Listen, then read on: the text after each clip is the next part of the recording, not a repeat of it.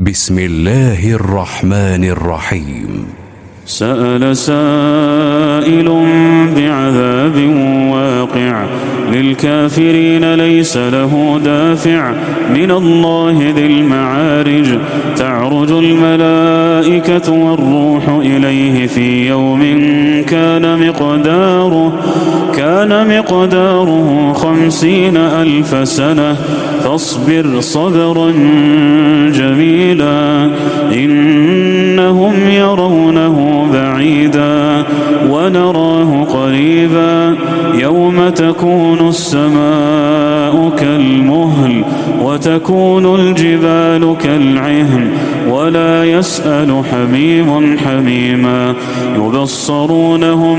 يود المجرم لو يفتدي من عذاب يومئذ ببنيه وصاحبته وأخيه وفصيلته التي تؤويه ومن في الأرض جميعا ثم ينجيه كلا إنها لظى نزاعة للشوى تدعو من أدبر وتولى وجمع فأوعى إن الإنسان خلق هلوعا إذا مسه الشر جزوعا وإذا مسه الخير منوعا إلا المصلين الذين هم على صلاتهم دائمون والذين في أموالهم حق معلوم للسائل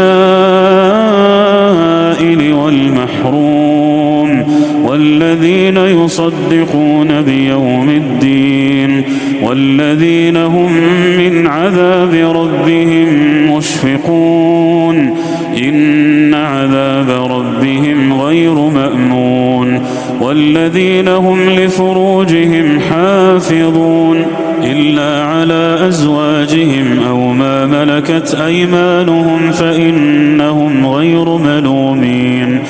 فمن ابتغى وراء ذلك فأولئك هم العادون والذين هم لأماناتهم وعهدهم راعون والذين هم بشهاداتهم قائمون والذين هم على صلاتهم يحافظون أولئك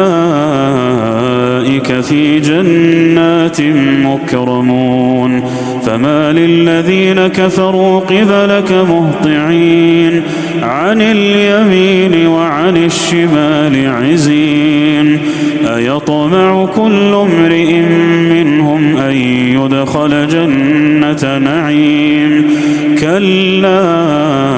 إنا خلقناهم مما يعلمون فلا أقسم برب المشارق والمغارب إنا لقادرون على أن نبدل خيرا منهم وما نحن بمسبوقين فذرهم يخوضوا ويلعبوا حتى يلاقوا يومهم الذي يوعدون